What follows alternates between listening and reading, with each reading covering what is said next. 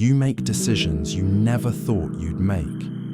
You ignore red flags that would be obvious with anyone else. You find yourself thinking about someone constantly, checking your phone obsessively, analyzing every text message for hidden meaning. Your friends say you're not acting like yourself. Your family wonders what happened to your judgment.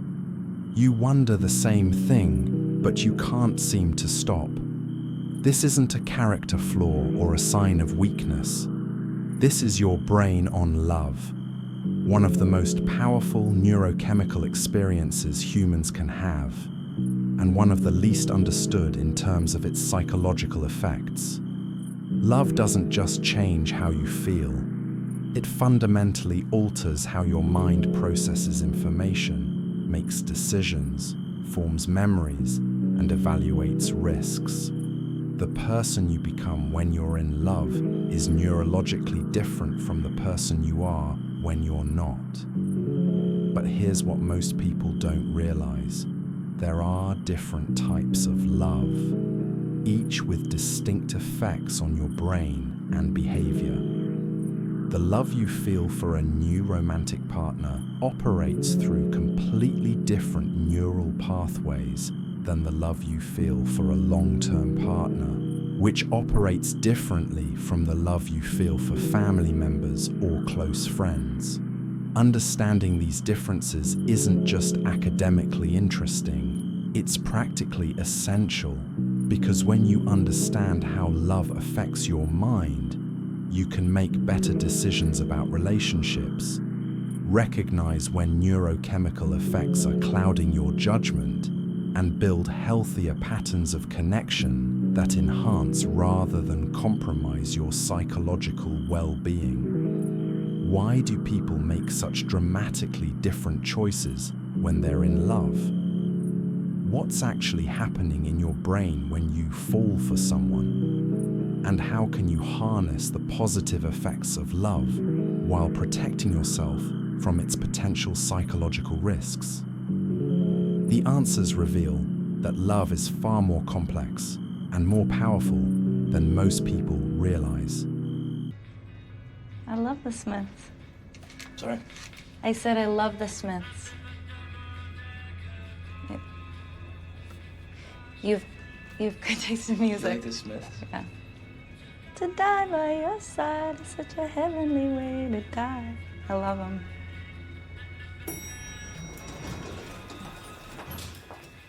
Holy shit.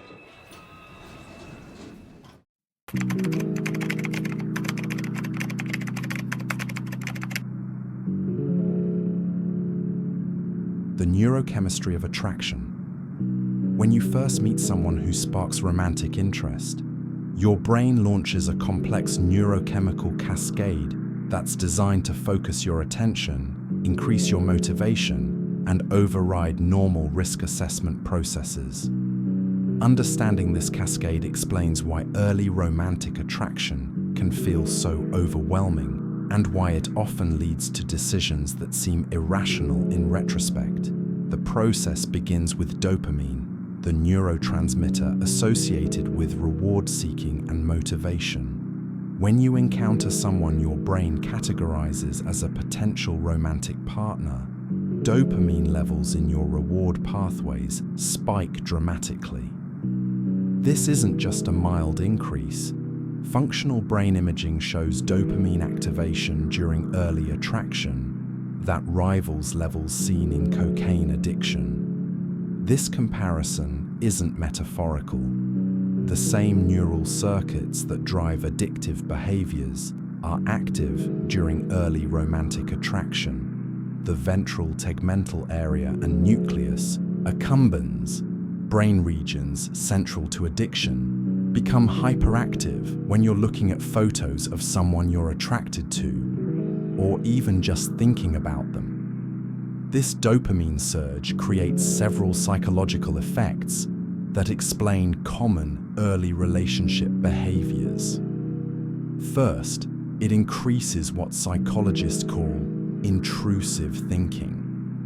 The tendency for thoughts about the person to pop into your mind involuntarily throughout the day.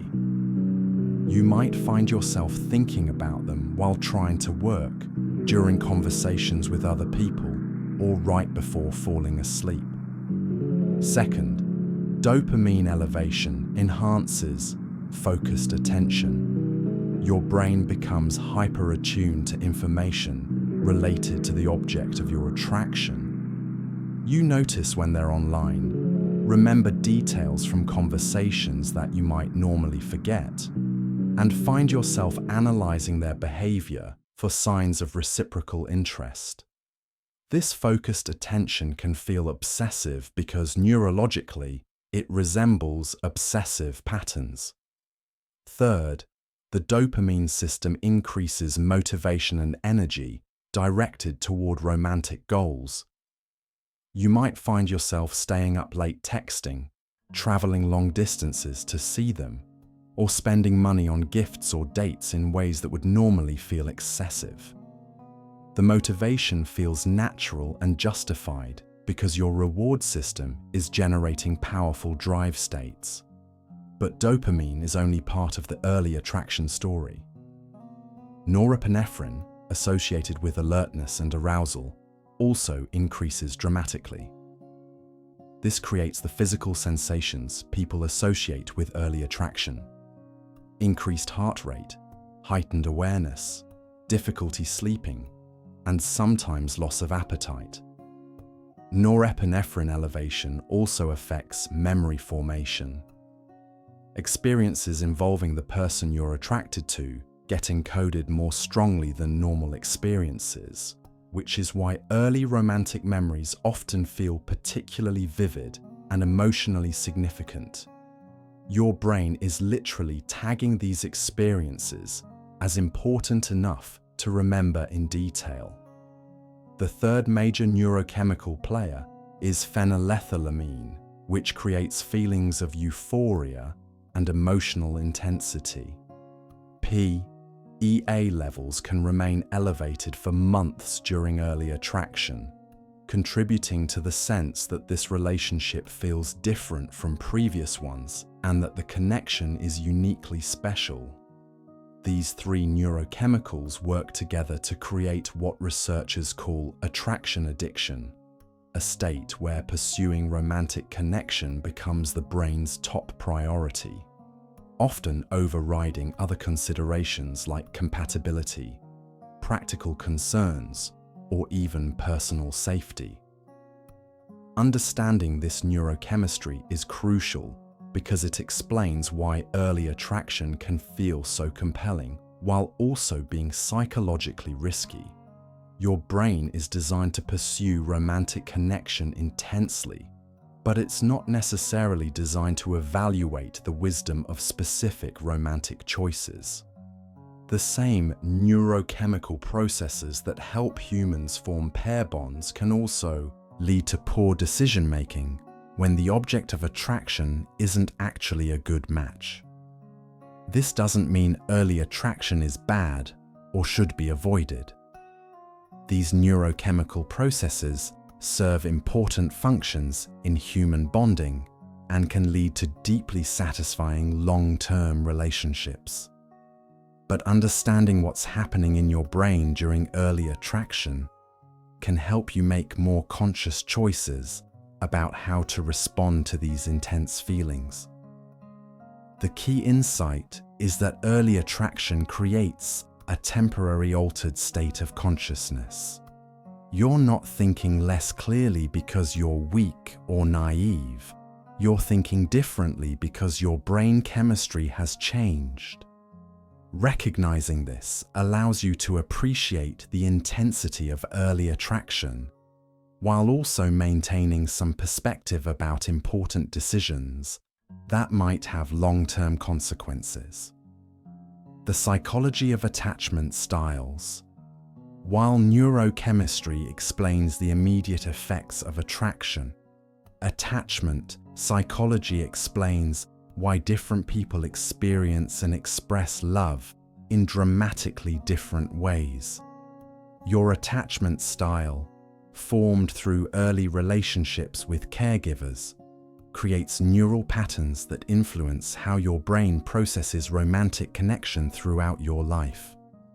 Attachment research reveals 4 primary patterns that affect how love impacts your mind: secure, anxious, avoidant, and disorganized attachment.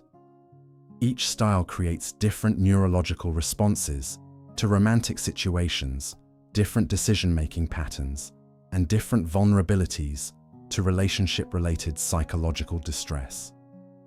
Secure attachment, found in about 60% of adults, is characterized by comfort with intimacy and interdependence.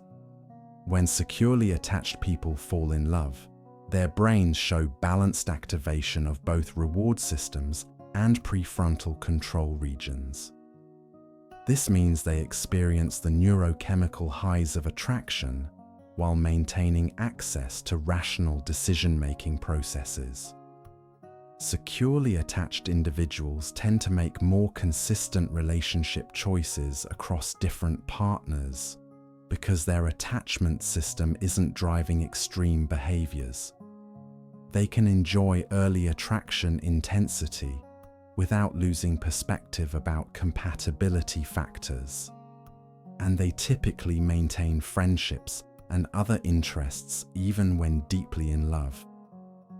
From a neurological perspective, secure attachment appears to provide what researchers call emotional regulation buffers.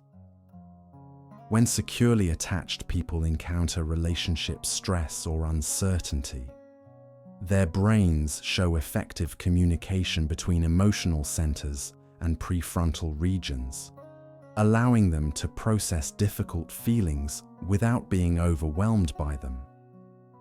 Anxious attachment, found in about 20% of adults, creates a very different neurological profile. People with anxious attachment show heightened activity in brain regions associated with separation distress and threat detection when thinking about romantic partners. Their dopamine reward systems are hyperactive during positive romantic interactions, but crash dramatically during any sign of distance or conflict.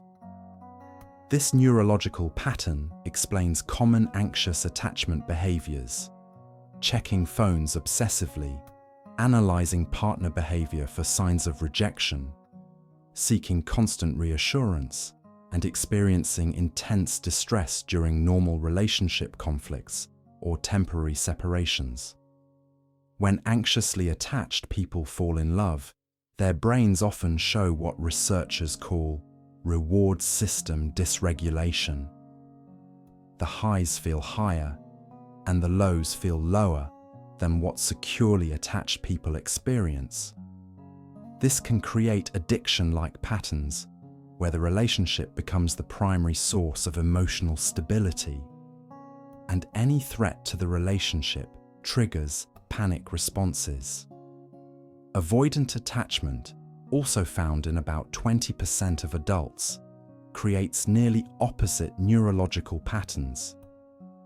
People with avoidant attachment show dampened activity in reward systems during romantic connection, along with heightened activity in brain regions associated with self-protection and threat assessment. This doesn't mean avoidantly attached people don't experience love. Brain imaging shows they have similar underlying responses to romantic partners as other attachment styles, but their brains also activate suppression systems that dampen the conscious experience of these feelings and limit the behavioral expression of attachment needs. When avoidantly attached people fall in love, they often experience internal conflict between their neurochemical attraction responses and their psychological defenses against vulnerability.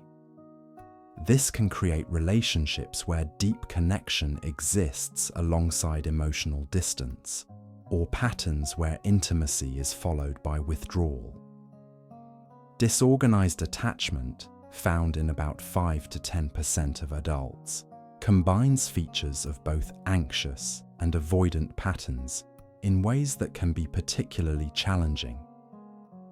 People with disorganized attachment often show conflicting neurological responses to romantic connection, simultaneous activation of approach and avoidance systems that create internal chaos and unpredictable relationship behaviors. Understanding your attachment style provides crucial insight into how love affects your specific mind. Anxiously attached individuals need to understand that their intense reactions to relationship uncertainty are neurologically driven and don't necessarily reflect the actual health or future of their relationships. Avoidantly attached, people need to understand that their discomfort with intimacy reflects learned protective strategies rather than incompatibility with close connection. Most importantly, attachment styles can change over time through secure relationships and conscious effort. The brain's plasticity means that new relationship experiences can gradually rewire attachment patterns, creating more security and better emotional regulation around romantic connection. This research also explains why some relationships feel easy while others feel difficult, even when the partners seem well matched on paper. Attachment style compatibility affects how two people's brains respond to each other and how they navigate the inevitable challenges that arise in intimate relationships. The goal isn't to only date people with secure attachment, but to understand how different attachment combinations create different neurological dynamics, and to develop strategies for managing those dynamics constructively. How love changes. Decision-making. One of the most dramatic effects of love on the mind involves changes to decision-making processes. When you're in love, your brain literally evaluates choices, risks, and priorities differently than when you're single or in more stable relationship phases. These changes occur at multiple levels of neural processing, from basic attention and memory systems to complex reasoning and future planning. Understanding these changes can help explain why people make such dramatically different choices when they're in love, and how to maintain good decision-making even during intense romantic periods. The first major change involves what psychologists call attention bias. When you're in love, your attentional system becomes hyper-focused on information related to your romantic partner, while filtering out information that might conflict with positive feelings about them. Brain imaging studies show that people in early romantic love literally see their partners differently than other people do.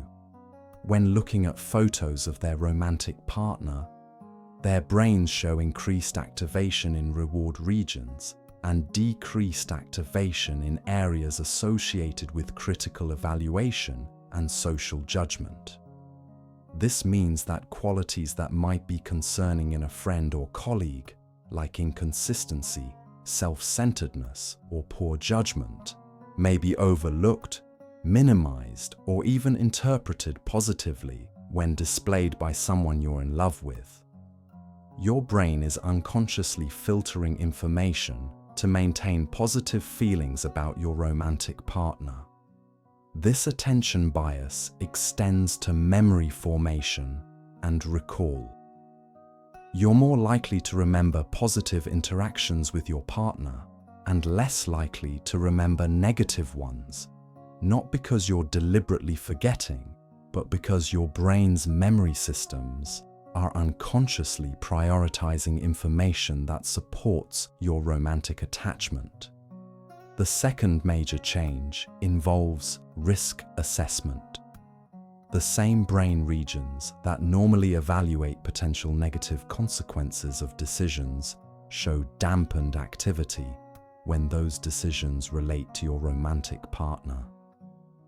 This creates what researchers call optimism bias in relationship contexts. You might find yourself agreeing to living arrangements, financial commitments, or life changes that you would normally want to consider more carefully. You might ignore practical concerns about compatibility, dismiss warnings from friends and family, or minimize the significance of conflicts or differences that could become problems later. This isn't because love makes you stupid. It's because love activates brain systems that prioritize relationship formation over risk avoidance. From an evolutionary perspective, this bias makes sense because forming pair bonds required our ancestors to take social and practical risks that might not have been justified by purely rational analysis. The third major change involves what psychologists call future discounting. When you're in love, your brain places disproportionate value on immediate relationship rewards compared to long-term consequences of relationship decisions. This can lead to choices like moving quickly to live together, making major career decisions to accommodate a partner's needs, or spending money on relationship-related expenses that strain your budget. In the moment, these choices feel obviously correct because your brain's reward systems are strongly activated by anything that enhances romantic connection. The fourth change involves social decision-making. Love affects how you evaluate and prioritize relationships with friends, family members, and colleagues. Many people find themselves spending less time with longtime friends, being less available to family members, or becoming less invested in work relationships when they're in early romantic love. This happens partly because romantic relationships activate brain systems that promote pair bonding, which can temporarily override systems that maintain broader social connections. Your brain is unconsciously prioritizing resources toward your romantic attachment at the expense of other relationships. These decision-making changes aren't permanent, and they're not necessarily problematic. Many people make excellent relationship choices during early love phases, and the willingness to take risks and prioritize connection can lead to deeply satisfying long-term partnerships. But understanding these changes can help you make more conscious choices during intense romantic periods. When you understand that your brain is in a temporary altered state, you can take steps to maintain perspective and avoid decisions that you might regret later. Practical strategies include involving trusted friends in major relationship decisions, setting timeframes for big commitments, like moving in together, and consciously maintaining other relationships and interests, even when romantic connection feels all-consuming. The goal isn't to override your brain's romantic responses, but to work with them in ways that serve your long-term well-being and relationship success. The neuroscience of long-term love. While early attraction operates through dopamine-driven reward systems, long-term love involves different neurochemical processes that create different psychological effects. Understanding this transition helps explain why relationships feel different over time and how to navigate the changes successfully. The primary neurochemical shift involves a gradual decrease in dopamine and norepinephrine, alongside increases in oxytocin and vasopressin. This transition typically occurs over 12 to 18 months and represents your brain's shift from acquisition mode to maintenance mode in romantic relationships. Oxytocin, often called the bonding hormone, is released through physical touch, eye contact, and emotional intimacy. Unlike dopamine, which creates excitement about pursuing rewards, Oxytocin creates calm satisfaction with connection you already have. This neurochemical produces feelings of contentment, trust, and emotional safety with your partner. From a psychological perspective, oxytocin-based love feels less urgent than dopamine-based attraction, but it's often deeper and more stable. You might notice that you think about your partner less obsessively than during early attraction phases, but you feel more genuinely comfortable and secure with them. Vasopressin works alongside oxytocin to create what researchers call protective behaviors toward your partner and relationship. This hormone increases motivation to defend your relationship against threats and to maintain exclusive focus on your partner, despite opportunities for alternative connections. The neurological transition from dopamine-driven to oxytocin-based love explains several common relationship phenomena. Many people worry when they stop feeling constant excitement about their partner, interpreting this change as a loss of love rather than as a natural evolution toward deeper connection. Understanding the neuroscience can provide reassurance that diminished intensity doesn't mean diminished love. It means your brain has shifted from pursuing connection to maintaining and deepening it. The goal becomes enhancing intimacy and partnership rather than capturing attention and interest.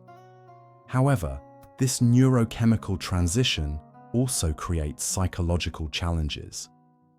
Oxytocin-based love requires more conscious effort to maintain than dopamine-driven attraction. Early attraction feels effortless because your brain's reward systems are automatically activated. But long-term love requires intentional behaviors that stimulate oxytocin production. Activities that increase oxytocin include physical affection, shared experiences, acts of service, and emotional vulnerability. This is why long-term relationships benefit from deliberate practices like regular date nights, physical touch, and deep conversations. These behaviors literally maintain the neurochemical foundation of your bond. Brain imaging studies show that couples in satisfying long-term relationships maintain activation in reward regions when looking at their partners. But this activation comes through different neural pathways than early attraction. Instead of dopamine-driven excitement, they show oxytocin-associated patterns linked to security, trust, and contentment. Interestingly, long-term love also creates neuroplasticity changes that don't occur during early attraction. Couples who have been together for years show increased neural synchronization. Their brains begin to respond similarly to emotional stimuli, and they develop what researchers call shared neural networks for processing social information. This synchronization explains why long-term partners often seem to read each other's minds or respond to each other's emotional states without explicit communication. Their brains have literally adapted to process information in complementary ways. The neuroplasticity of long-term love also affects individual brain function. People in satisfying long-term relationships show enhanced activity in brain regions associated with emotional regulation, stress resilience, and overall psychological well-being. The relationship becomes a source of neural stability that affects all areas of life. But not all long-term relationships create these positive neurological changes. Relationships characterized by chronic conflict, criticism, or emotional disconnection show different brain patterns, including increased activity in stress response systems and decreased activity in reward and bonding regions. This research suggests that the quality of long-term love matters more than just its duration. Relationships that maintain emotional intimacy, physical affection, and positive shared experiences continue to provide neurological benefits over time, while relationships that become distant or hostile can actually harm brain function and psychological well-being. Understanding long-term love neuroscience provides a roadmap for maintaining healthy relationships over time. Instead of waiting for love to feel exciting again, couples can engage in behaviors that stimulate the neurochemical systems that support lasting connection. The psychology of heartbreak. When love ends, whether through breakup, rejection, or loss, your brain experiences what can only be described as withdrawal symptoms remarkably similar to those seen in substance addiction. Understanding the neuroscience of heartbreak explains why romantic loss feels so devastating and provides insight into healthy recovery processes. Brain imaging studies of people experiencing recent breakups show decreased activity in reward regions and increased activity in brain areas associated with physical pain. This isn't metaphorical. Your brain processes emotional pain from romantic loss using the same neural circuits that process physical injury. This overlap explains why heartbreak often involves physical symptoms: chest tightness, difficulty eating, disrupted sleep, and general aches.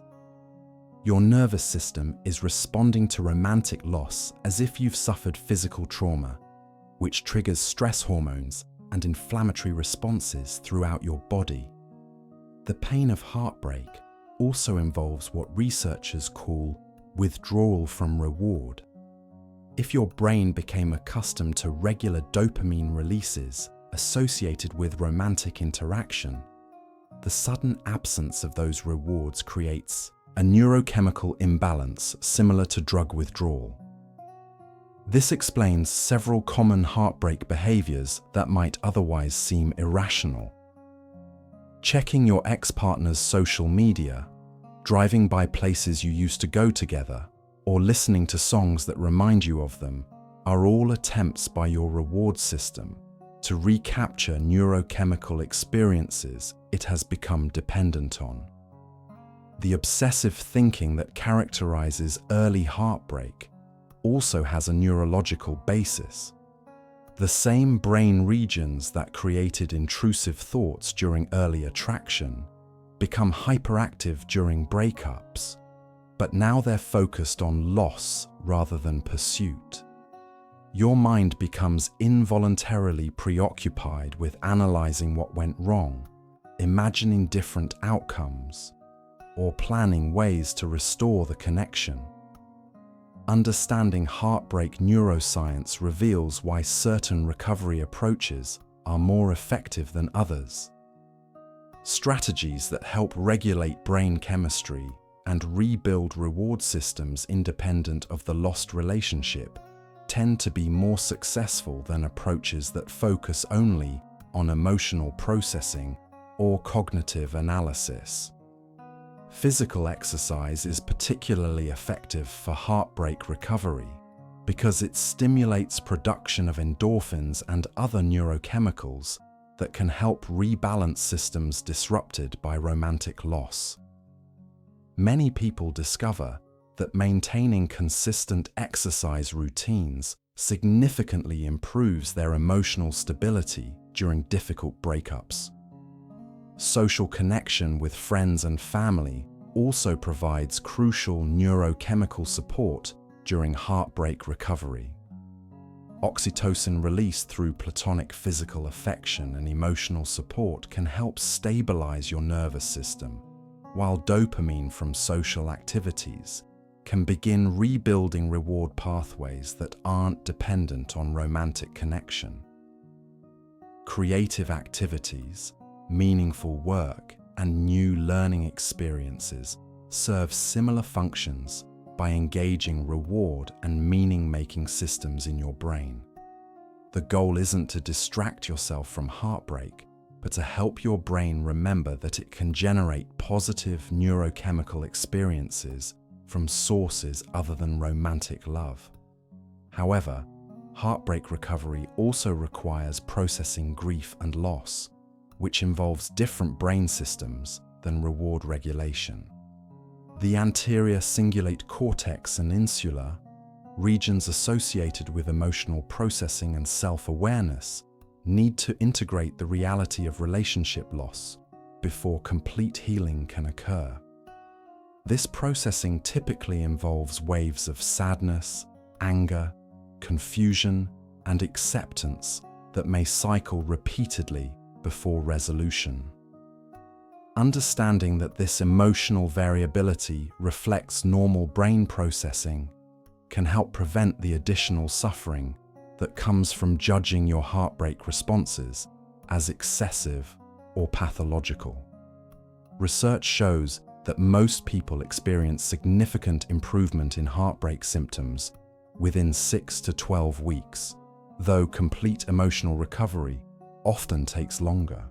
The timeline depends partly on the intensity and duration of the original relationship, but it also depends on how effectively you support your brain's recovery processes. One crucial insight from heartbreak research is that attempting to immediately replace a lost relationship often backfires neurologically. Your reward systems may still be calibrated to your previous partner, making it difficult to fully appreciate new romantic connections until your brain has had time to reset. This doesn't mean you should avoid all romantic contact during heartbreak recovery, but understanding your neurological state can help you make more conscious choices about timing and expectations around new relationships. The ultimate insight from heartbreak neuroscience is that romantic loss creates temporary but real changes in brain function that affect your entire psychological experience. Treating heartbreak as a legitimate neurobiological condition rather than just an emotional indulgence can help you approach recovery with appropriate seriousness and self-compassion. Love and mental health. The relationship between love and psychological well-being is complex, with research showing that romantic relationships can either enhance or compromise mental health depending on the quality of the connection and the psychological resources people bring to their relationships. Secure, satisfying romantic relationships provide several mental health benefits that show up consistently across different populations and research methods. People in healthy long-term relationships report lower levels of anxiety and depression, better stress resilience, and higher overall life satisfaction compared to single individuals or those in troubled relationships. These benefits appear to work through multiple mechanisms. First, secure attachment relationships provide what psychologists call emotional co-regulation. When you're distressed, a supportive partner can help activate your parasympathetic nervous system, reducing stress hormones and promoting calm. Over time, this co-regulation helps build stronger individual emotional regulation capabilities. Second, healthy relationships provide consistent social support, which research consistently links to better mental health outcomes. Having someone who listens to your concerns, celebrates your successes, and helps you problem-solve challenges creates psychological resilience that extends beyond the relationship itself. Third, satisfying romantic relationships often encourage healthier lifestyle choices around sleep, exercise, nutrition, and substance use. Partners can provide motivation and accountability for behaviors that support mental health, while also making healthy activities more enjoyable through shared participation. However, Research also reveals significant mental health risks associated with certain types of romantic relationships. Relationships characterized by conflict, criticism, emotional manipulation, or instability can actually worsen anxiety, depression, and stress-related disorders. The mental health effects of problematic relationships can be particularly severe because romantic partnerships affect brain systems involved in safety, identity, and emotional regulation. When these core systems are chronically activated by relationship stress, it can create cascading effects on sleep, concentration, self-esteem, and overall psychological functioning. People with pre-existing mental health conditions face unique challenges in romantic relationships.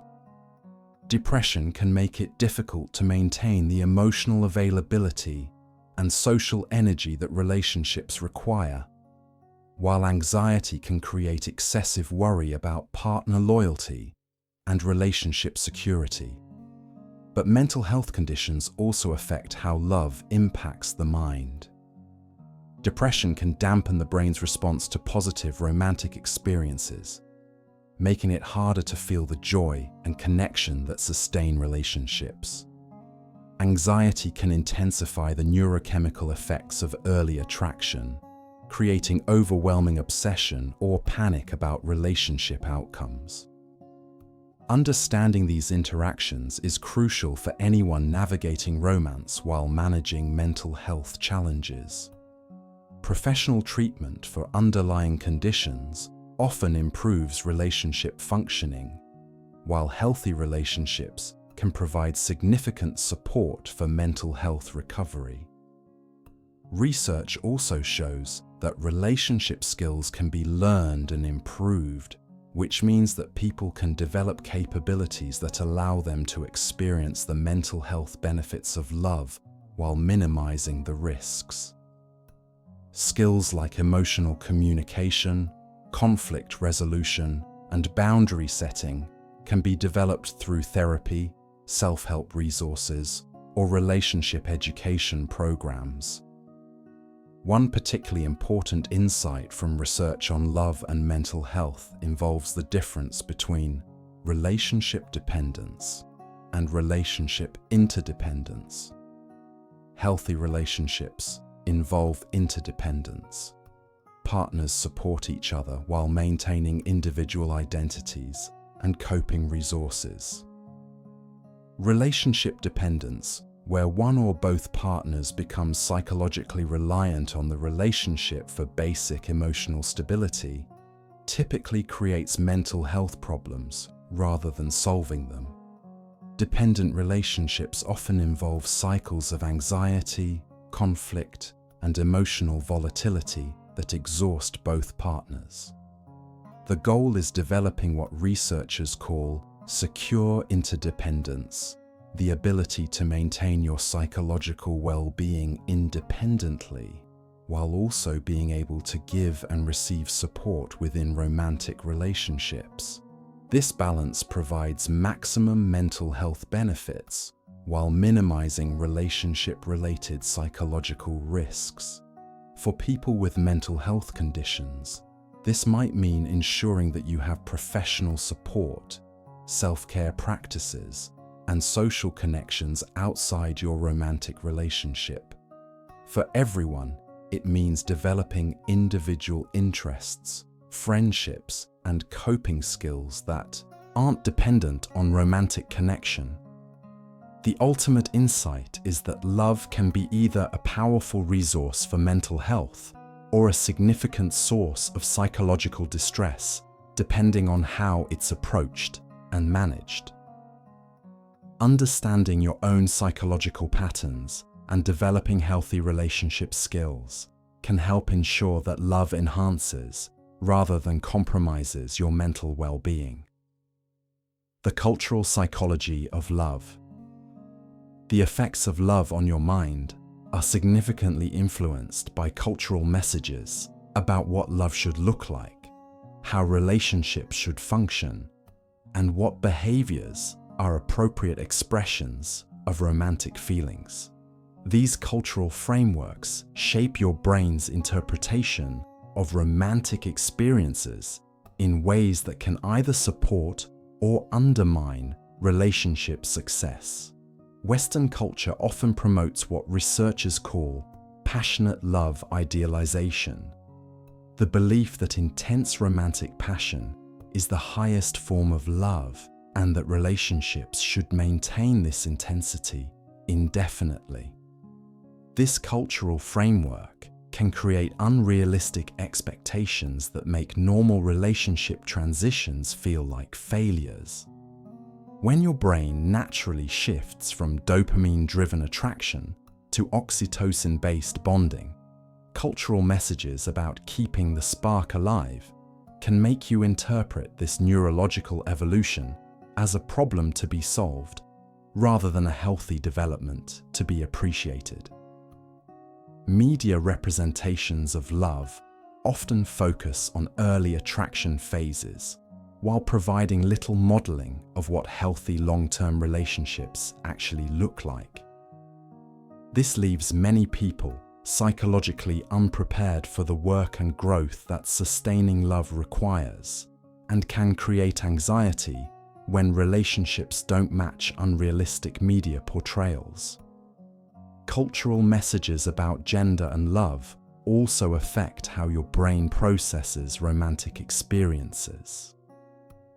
Traditional gender roles can create different pressures and expectations for men and women that influence everything from early attraction behaviors to long-term relationship dynamics.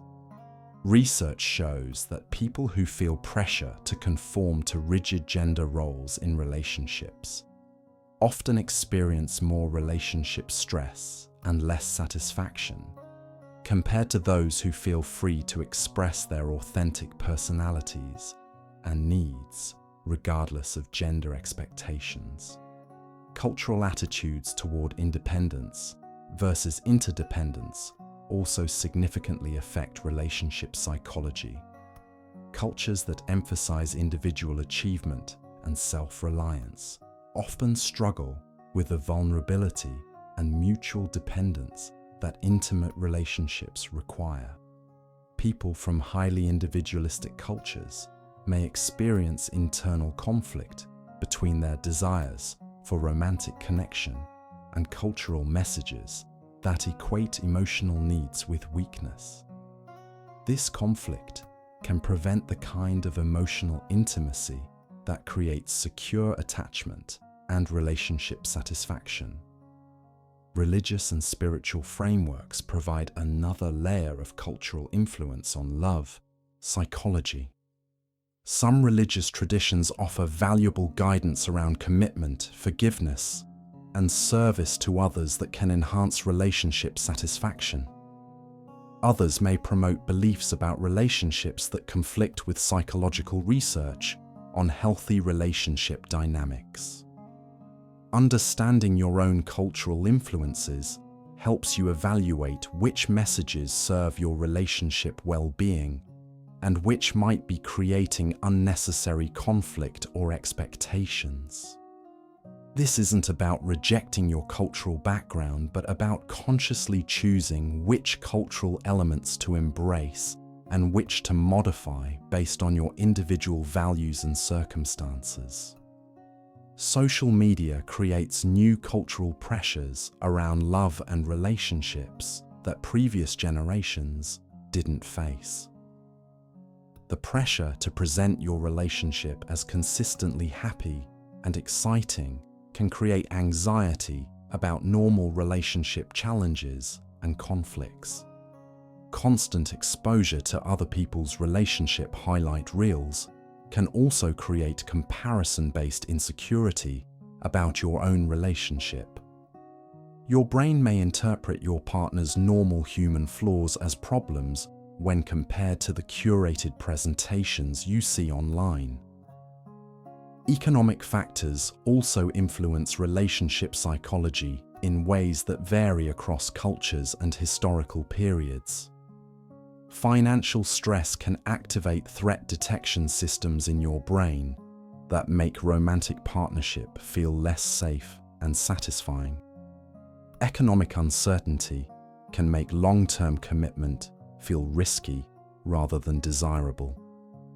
Understanding cultural influences on love psychology helps you make more conscious choices about which cultural messages to internalize and which to question. The goal isn't to eliminate all cultural influence. Culture provides valuable frameworks for understanding relationships, but to ensure that cultural messages enhance rather than undermine your relationship well-being. The most psychologically healthy approach involves developing what researchers call cultural flexibility, the ability to appreciate cultural wisdom about relationships, while also adapting cultural norms to fit your individual circumstances, values, and psychological needs. Building healthy love patterns. Understanding how love affects the mind is only valuable if you can apply these insights to create healthier, more satisfying romantic relationships. Research reveals specific practices and approaches that help harness the positive effects of love while minimizing psychological risks. The first principle involves developing what psychologists call differentiated intimacy, the ability to maintain your individual identity and psychological resources, while also being emotionally close with a romantic partner. This balance prevents the kind of relationship dependence that can compromise both mental health and relationship satisfaction. Differentiated intimacy requires conscious attention to maintaining interests, friendships, and personal growth outside your romantic relationship.